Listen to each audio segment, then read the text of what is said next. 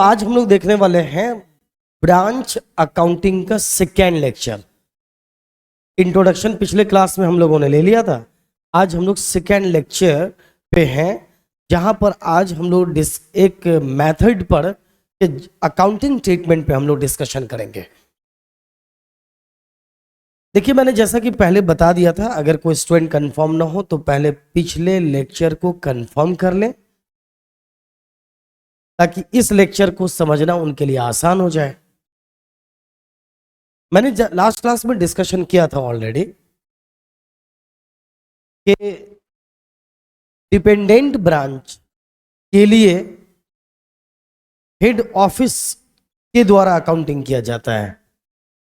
Dependent branch को खुद accounting करने की जरूरत नहीं होती है, क्योंकि उसको नीड नहीं है। उसके बहुत सारे लॉजिक है, बस उसे क्या करना होता है, मेमोरेंडम रजिस्टर मेंटेन करना होता है। अकाउंटिंग हेड ऑफिस के द्वारा किया जाता है। किसके लिए? डिपेंडेंट ब्रांच के लिए। डिपेंडेंट ब्रांच क्या है, कौन से ब्रांच को डिपेंडेंट ब्रांच कहते हैं, हमने लास्ट क्लास में डिस्कशन कर लिया था। ओवरऑल थोड़ी सी बातें मैं बता दूं कि पिछले लेक्चर में जो हम लोगों ने डिस्कशन किया कि वैसा ब्रांच जो सभी गुड्स, मतलब गुड्स सिर्फ हेड ऑफिस से लेकर बेचे, है ना, डेली कैश डिपॉजिट कर दे, उसे अकाउंट मेंटेन करने की जरूरत नहीं है, सभी खर्चे हेड ऑफिस के अप्रूवल के बाद ही करे, तो ऐसे ब्रांच को हम डिपेंडेंट ब्रांच कहते हैं। डिपेंडेंट ब्रांच के द्वारा ओनली मेमोरेंडम रजिस्टर मेंटेन किया जाता है, और साथ में हमने ये भी समझा कि डिपेंडेंट ब्रांच के लिए हेड ऑफिस के द्वारा अकाउंटिंग किया जाता है, और हेड ऑफिस के पास अपने डिपेंडेंट ब्रांच के अकाउंटिंग के लिए 4 मेथड्स हैं। कितने मेथड्स हैं बताइए? ये 4 मेथड्स हैं। इनमें से कोई सा भी एक मेथड अपनाकर आप अपने ब्रांच के लिए, अगर हेड ऑफिस में हम लोग कहां पढ़े भी, मान लेते हैं हम लोग कहां पढ़े भी, हेड ऑफिस में, आप अपने आप को हेड ऑफिस का अकाउंटेंट भी मान सकते हो। तो हम अपने डिपेंडेंट ब्रांच के लिए इन 4 में से किसी भी एक मेथड को यूज करके अकाउंटिंग हम कर सकते हैं। मेथड हम कोई सा भी यूज करेंगे, रिजल्ट तो सेम ही आएगा। रिजल्ट क्यों बदलेगा भाई? एक एग्जांपल मैं आपको बताऊं कि हमें सपोज दिल्ली से मुंबई जाना है। बहुत सारे वे हैं, या तो हम बाई एयर जा सकते हैं, बाई ट्रेन जा सकते हैं, बाई कार जा सकते हैं, पहुंचेंगे तो मुंबई ही ना। ठीक उसी तरह से इसमें से हम कोई सा भी मेथड यूज करें। देखो, अकाउंटिंग करने का मेथड, अकाउंटिंग का सेंस ये है कि हेड ऑफिस अपने डिपेंडेंट ब्रांच के लिए, हेड ऑफिस को क्या पता कर रहा है, प्रॉफिट या लॉस। प्रॉफिट या लॉस सेम दिखेगा, इसमें से कोई सा भी एक मेथड आप यूज करोगे तो इसमें बदलाव होने वाला नहीं है। अब एक सवाल ये उठता है, तो 4 मेथड क्यों है? देखो, 4 मेथड में से कौन से, इन 4 मेथड्स में से कौन सा मेथड आप यूज करोगे, ये डिपेंड करता है कि आपके ब्रांच की स्थिति कैसी है। अभी जैसे स्थिति हमारे ब्रांच की होगी वैसे ही मेथड हम यूज करेंगे। अब स्थिति का सेंस क्या है, मतलब आपके ब्रांच का साइज छोटा है, या आपके ब्रांच का साइज बहुत बड़ा है, या फिर आपका ब्रांच का बिजनेस का नेचर कुछ इस तरह है कि आपको बहुत ज्यादा कंट्रोल करने की नीड है। इस तरह से ब्रांच की स्थिति को ध्यान में रखते हुए आपको मेथड चूज करने की जरूरत है। ठीक है ना? अगर आपके ब्रांच का साइज छोटा है, बहुत ज्यादा ट्रांजैक्शंस नहीं है, तो आपको यूज कौन सा मेथड करना चाहिए, सिंपल मेथड या डेटर मेथड। नाम से क्लियर है, सिंपल। और डेटर क्यों है वो भी हम लोग आगे डिस्कशन करेंगे। तो नाम से क्या क्लियर है, बोलो, सिंपल मेथड या डेटर मेथड। तो मैं फिर से रिपीट कर दूं कि हमें सिंपल मेथड या डेटर मेथड क्यों, कब यूज करना चाहिए, जब हमारे ब्रांच का साइज क्या हो, छोटा हो, बहुत ज्यादा ट्रांजैक्शंस वहां पे नहीं होते हो, तो हमें सिंपल मेथड या डेटर मेथड यूज करके अपने ब्रांच का प्रॉफिट या लॉस पता कर लेना चाहिए। लेकिन सेम ब्रांच के लिए अगर हम फाइनल अकाउंट मेथड यूज करें तो प्रॉफिट बदल जाएगा या सेम रहेगा? प्रॉफिट सेम रहेगा, लेकिन प्रोसेस थोड़ा ज्यादा करना पड़ेगा। जरूरत ही नहीं है उतने प्रोसेस की, तो हम क्यों जाए लंबे प्रोसेस में? तो हमने सबसे आसान वाला तरीका अपनाएंगे, सिंपल मेथड और डेटर मेथड, अगर ब्रांच का साइज छोटा है तो। अब सवाल यह कि बाकी 3 मेथड किन कौन से परिस्थिति में अपनाएंगे? तो बाकी जो 3 मेथड्स हैं वो कौन कौन से परिस्थितियों में अपनाया जाएगा, हम उसको अलग अलग इन सभी मेथड्स पे लेक्चर रिकॉर्ड करेंगे, तो फिर वहां इस पर डिस्कशन करवा लिया जाएगा। बट अभी हम इतनी बात समझ लें कि सिंपल मेथड या डेटर मेथड कब यूज किया जाता है? जब ब्रांच का साइज छोटा होता है और बहुत ज्यादा ट्रांजेक्शन्स की नीड, बहुत ज्यादा ट्रांजेक्शन्स वहां नहीं होते हैं, तो बहुत ज्यादा ट्रांजेक्शन को रिकॉर्ड करने की जरूरत नहीं होती है। तो सिंपल मेथड में आखिर हम करते क्या है, इस मेथड को थोड़ा सा देख भी लेते हैं। हम इस सिंपल मेथड में क्या करना होता है, तो बहुत आसान सा मेथड है, आइए चेक करते हैं। देखो सिंपल मेथड में जर्नल एंट्रीज, देखो अकाउंटिंग ट्रीटमेंट जैसे ही पढ़ रहे हैं तो हम लोग जर्नल एंट्रीज समझना है, लेकिन उससे पहले मैं आपको डायरेक्ट मैं मुद्दे पे लेके आता हूं और फिर जर्नल एंट्रीज आप अपने आप सीख जाओगे। नॉर्मली बच्चों को जर्नल सिखाने का ये वाला तरीका अपनाता हूं मैं, ना। देखो यहां पर सिंपल मेथड में, जैसा कि नाम से ही क्लियर है, सिंपल वे में हर ब्रांच के लिए हम अलग अलग ब्रांच अकाउंट बनाते हैं। लाइक अगर मुंबई ब्रांच है तो मुंबई ब्रांच अकाउंट बनाएंगे, अगर लखनऊ ब्रांच है तो लखनऊ ब्रांच अकाउंट अलग बनाएंगे, पटना ब्रांच है तो पटना ब्रांच अकाउंट अलग बनाएंगे, गोवा ब्रांच है तो गोवा ब्रांच अकाउंट अलग बनाएंगे। जितने ब्रांचेस होंगे उतने अलग अलग अकाउंट्स बनाए जाएंगे, ठीक है। मतलब हर ब्रांच का अलग अलग ब्रांच अकाउंट बनाएंगे और हर ब्रांच का अलग अलग प्रॉफिट पता करेंगे, ठीक है, ताकि हम पता कर सके। देखो अलग अलग ब्रांच का अलग अलग प्रॉफिट पता क्यों करेंगे, मैं लास्ट लेक्चर में इस बात पर डिस्कशन करवा चुका हूं, लेकिन फिर भी एक बार सुन लीजिए। जब तक हम अलग अलग ब्रांच का अलग अलग प्रॉफिट नहीं पता करेंगे तो हम कैसे पता कर पाएंगे कि हमारे कौन से ब्रांच की क्या स्थिति है और कहां पर ज्यादा कंट्रोल की जरूरत है, किसमें सुधार की आवश्यकता है। मैनेजमेंट हम कर ही नहीं पाएंगे ना ढंग से। तो जरूरत इसी बात की है कि अलग अलग ब्रांच का अलग अलग प्रॉफिट पता चले। तो अलग अलग ब्रांच का अलग अलग प्रॉफिट पता करने के लिए हम अलग अलग हर अलग ब्रांच के लिए क्या बनाएंगे, ब्रांच अकाउंट बनाएंगे, और इसी से हमारा प्रॉफिट पता चल जाएगा। इसके डेबिट साइड में इनपुट डालेंगे, क्या डालेंगे बोलिए, इनपुट, और क्रेडिट साइड में क्या डालेंगे, आउटपुट डालेंगे। इनपुट मतलब क्या लगाया आपने, इनपुट मतलब उस ब्रांच में, उस अकाउंटिंग पीरियड में ब्रांच को क्या दिया आपने, लगाया क्या। आउटपुट मतलब उससे रिटर्न क्या मिला। अब ऑब्वियस सी बात है, देखो इनपुट ज्यादा आउटपुट कम मतलब लॉस, राइट। और आपने लगा दिया ज्यादा, इसको इस तरह समझो, एक पेन खरीदे तुम 10 में, इनपुट कितना डाले 10, और आउटपुट मिला, बेचे तो उससे मिला 8, तो आउटपुट कितना 8, तो हो गया क्या, लॉस। उसी तरह से पेन खरीदे 10 में, इनपुट कितना 10, मिला कितना आपको, रिपीट कीजिए, मिला 12, प्रॉफिट कितना 2। इसका मतलब कि आउटपुट कितना है आपका, आउटपुट बोलिए 12, ज्यादा है इसलिए प्रॉफिट कितना हो गया। तो सेम चीज है, बहुत ही आसान है ये। अभी तक किसी बच्चे को अगर किसी भी तरह का इसमें कंफ्यूजन ना होगा, आज के बाद से नहीं रहने वाला है। कितना आसान है, चेक कीजिए। इनपुट जो लगाया ना आपने, इसको डाल दिए किधर, डेबिट साइड, और जो मिला उससे डाल दीजिए क्रेडिट साइड। क्रेडिट ज्यादा होगा, डेबिट कम होगा, इसका मतलब क्या होगा, प्रॉफिट होगा।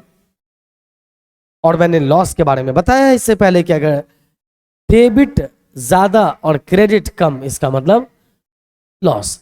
तो गौर कीजिए, इनपुट एंड आउटपुट, ये जो ब्रांच अकाउंट बना रहे हो ना आप, इसका नेचर कैसा होता है मालूम है, नॉमिनल अकाउंट का। ये नॉमिनल अकाउंट का नेचर का मतलब क्या है, मैं पहले भी कई लेक्चर्स में रिपीट कर चुका हूं कि कि जो अकाउंट प्रॉफिट या लॉस बताता है ना, ऑब्वियसली वो जो अकाउंट कहलाएगा वो कौन सा, नॉमिनल अकाउंट कहलाएगा। चूंकि हम इस अकाउंट को बनाकर हर अलग अलग ब्रांच के प्रॉफिट को पता कर रहे हैं, इसलिए इस अकाउंट को हम नॉमिनल अकाउंट बोलेंगे। Input and output.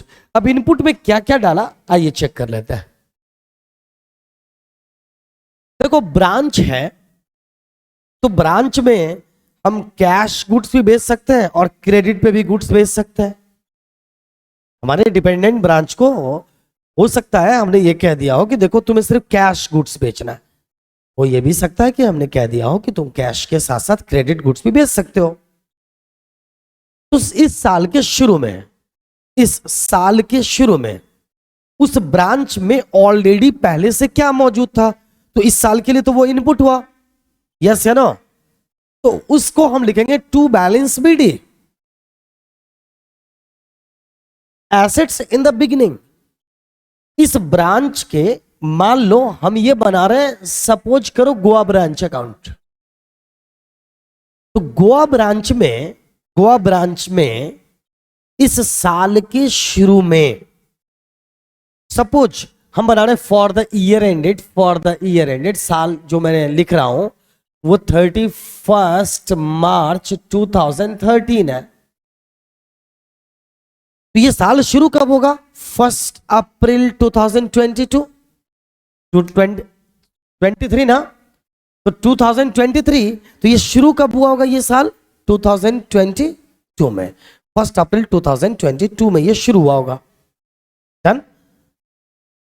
उस 2022 की 1 अप्रैल को उस ब्रांच में जो हमारा रखा हुआ है तो वो तो उस साल का इनपुट है ना, तो उस साल के शुरू के बैलेंस को आप लिख देंगे टू बैलेंस बीडी।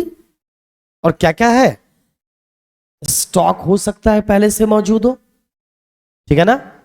वहां पर पेटी कैश, व्हाट इज पेटी कैश। देखो ब्रांच, डिपेंडेंट ब्रांच के पास, देखो मैंने एक बात समझाया था, ध्यान दीजिएगा कि डिपेंडेंट ब्रांच को हम ये कहते हैं, अगर हम हेड ऑफिस में बैठे हैं, हमारे बहुत सारे डिपेंडेंट ब्रांचेस हैं, तो हम उनको ये कहेंगे, हर ब्रांच के मैनेजर को बोलेंगे कि देखो जो डेली कैश आता है जो तुम सेल करते हो वो हमारे यहाँ डिपॉजिट करो हेड ऑफिस का अकाउंट में। तो क्या एक एक पाई को, एक एक पैसे को हम डिपॉजिट करवा लेते होंगे क्या, नहीं, कुछ पैसा तो वहां पे छोड़ेंगे ना, जो डेली की छोटी छोटी आवश्यकताओं की पूर्ति के लिए, ठीक है। ऑफिस हेड ऑफिस से सैलरी आ जाएगा एम्प्लॉय का, रेंट हेड ऑफिस से आ जाना है ना, जो भी मेन एसेट्स हैं वो हेड ऑफिस से आएगा। लेकिन मान लो एक बल्ब फीस हो गया ब्रांच का, तो क्या ब्रांच मैनेजर हेड ऑफिस को कॉल करेगा एक बल्ब भिजवा दो, नहीं ना, बल्ब तो एट ए टाइम खरीद के लगाना पड़ेगा ना। तो इन छोटे छोटे खर्चों को के पॉइंट ऑफ व्यू से ब्रांच के पास हेड ऑफिस के द्वारा कुछ पैसों को छोड़ दिया जाता है कि देखो इस पैसे से ना कुछ कुछ काम जो छोटी छोटी चीजें करते रहना, तो इस कैश को क्या बोलेंगे, पेटी कैश। तो मैंने क्या कहा, इस साल के शुरू में जो कि है 1 अप्रैल 2022, उस ब्रांच में हमारा पहले से क्या क्या एसेट्स है, वो इनपुट ही तो है, तो वो ये एसेट्स हो सकता है स्टॉक, पेटी कैश, है ना। डेटर क्या, पिछली बार हमने कुछ लोगों को गुड्स उधार बेचा होगा, उनसे पैसा लेना अभी बाकी है, तो 1 अप्रैल 2022 को जितना पैसा लेना बाकी है, ये तो ओपनिंग बैलेंस ही है ना, तो वो उसे बोलेंगे डेटर। इसके अलावा हमारे ब्रांच में कोई फर्नीचर है तो फर्नीचर, इसके अलावा कोई प्रीपेड एक्सपेंस हो सकता है हमने रेंट एडवांस दे दिया हो, तो ये भी एसेट्स है। तो जो भी एसेट्स है, जो भी है, यहाँ पे और भी ऑफिस इक्विपमेंट्स वगैरह भी आ सकते हैं, इन सभी एसेट्स को यहाँ पर टू बैलेंस बीडी लिखिए और इसको जोड़कर यहाँ पे सबको जोड़िए एक एक करके यहाँ पे, और आउटर कॉलम में इसको लेकर आ जाइए। कितना आसान है, इनपुट आ गया। सभी एसेट्स को क्या लिखना है, टू बैलेंस बीडी। बस इस बात को समझ लीजिए, जर्नल भी कंप्लीट और सारा ही अकाउंट आप फिर प्रैक्टिकल क्वेश्चन अपने आप बनाओगे। तो हमने लिख दिया यहाँ पर इसको जोड़कर आउटर कॉलम में। इसके बाद हमने इस बार अपने ब्रांच को जितने का गुड्स भेजा बेचने के लिए, तो हम इसे क्या लिखेंगे, to goods send to branch, हमने इसको लिख दिया क्योंकि ये भी तो इनपुट ही हुआ।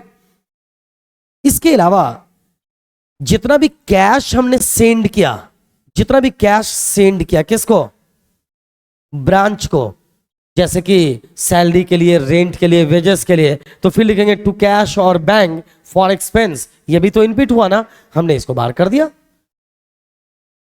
ये चलो इतने सारे, ये इनपुट हमारा ये है। साल के शुरू में जो एसेट्स था वो गुड्स जो भेजा बेचने के लिए वो, और फिर यहां से जो कैश भेजा हमने डिफरेंट एक्सपेंसेस के लिए, लाइक सैलरी है ना, वेजेस, रेंट वगैरह के लिए, इन सभी चीज को इनपुट, ये डाल दिया हमने इनपुट। आउटपुट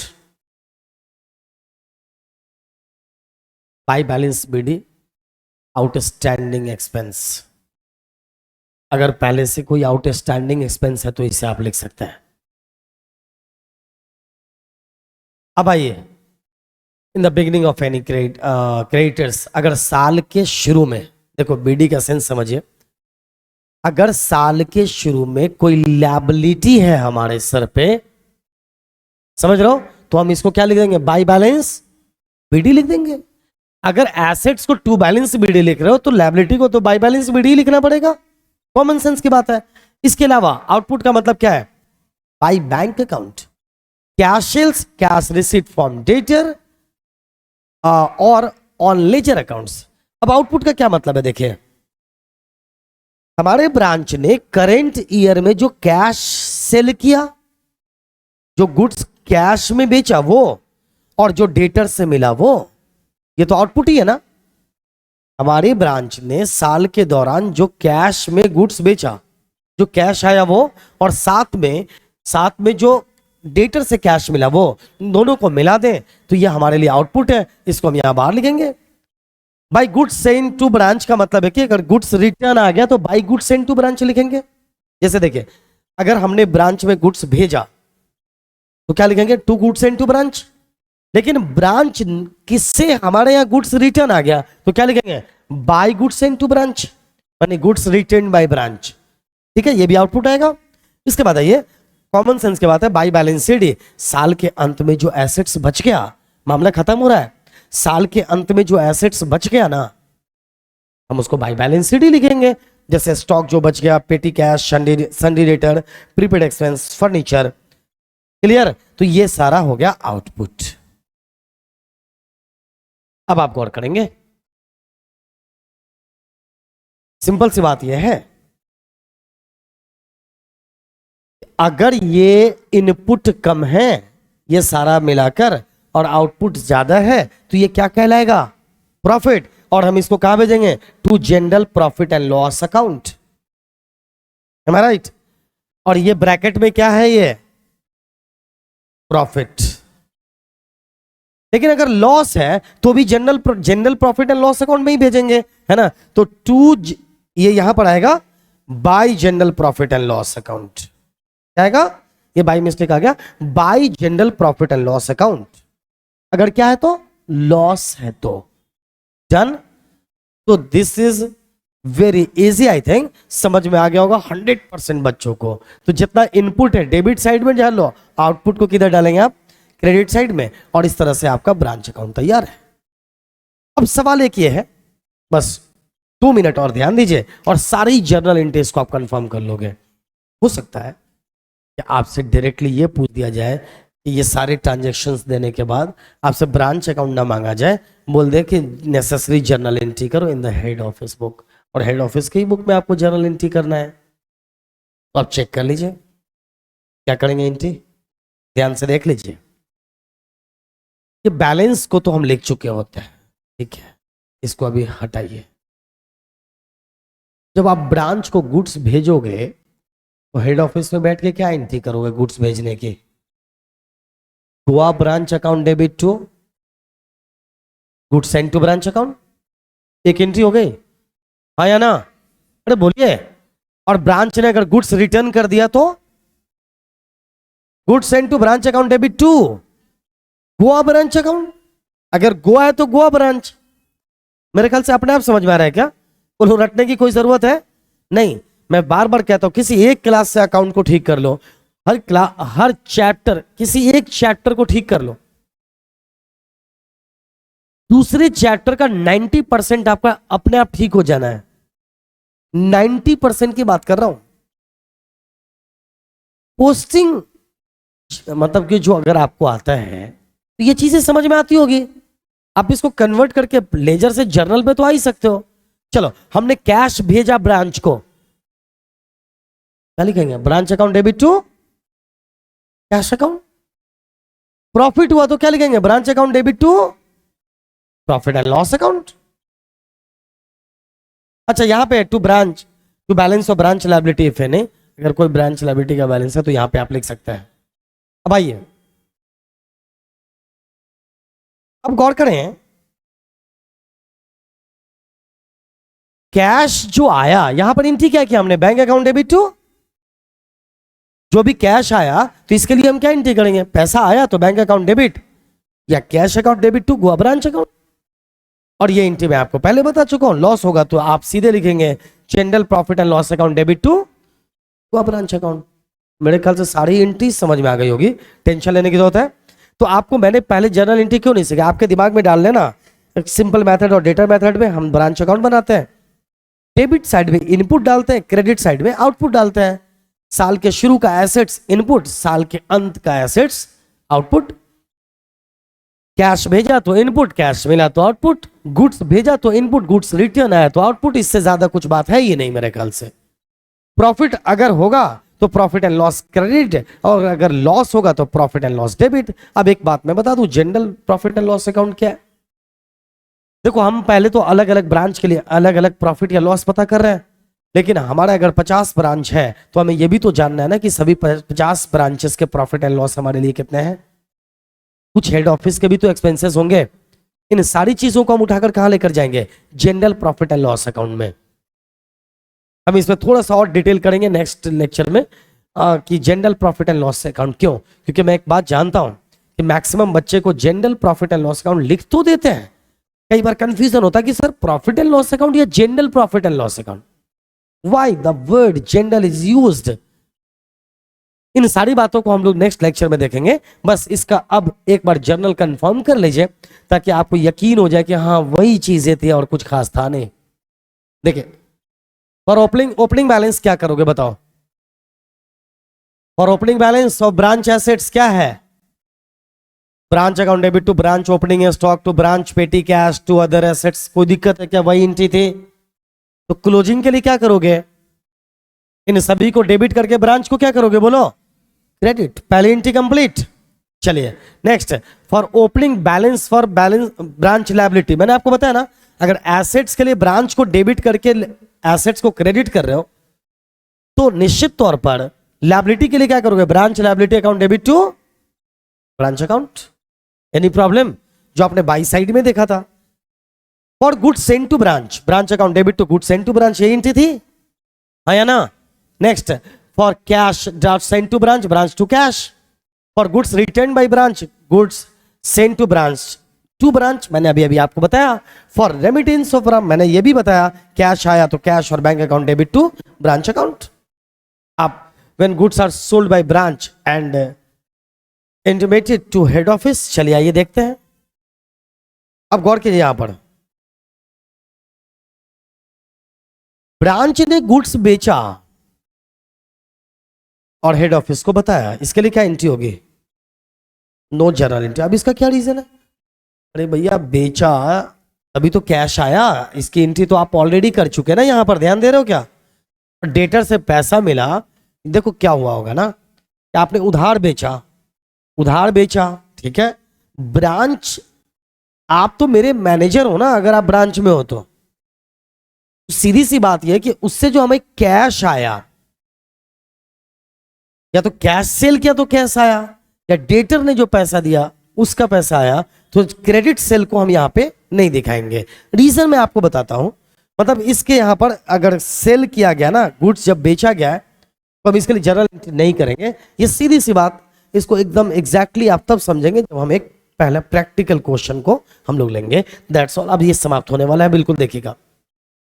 नेक्स्ट लेक्चर, देखिए इस लेक्चर से पहले का एक लेक्चर कंफर्म कर लें और इस लेक्चर के बाद का एक लेक्चर कंफर्म कर लें, आप इसके मास्टर हो जाओगे। मैं इतना समझता हूं। अगला point, for transferring the balance of goods send to branch account to trading account और परचेज अकाउंट। देखिए गुड्स सेंड टू ब्रांच को हम कहां पर भेजते हैं? ट्रेडिंग अकाउंट या परचेज अकाउंट में। समझ रहे हो क्या? इसका रीजन है, इसका भी क्या रीजन है अभी हम उसको नेक्स्ट क्लास में डिस्कशन कर लेंगे। फिर भी goods send to branch account debit to branch trading account, इसको स्टार है, ये याद रखिए। For closing balance of assets of branch, obviously सभी एसेट्स को डेबिट करके ब्रांच को क्रेडिट करेंगे।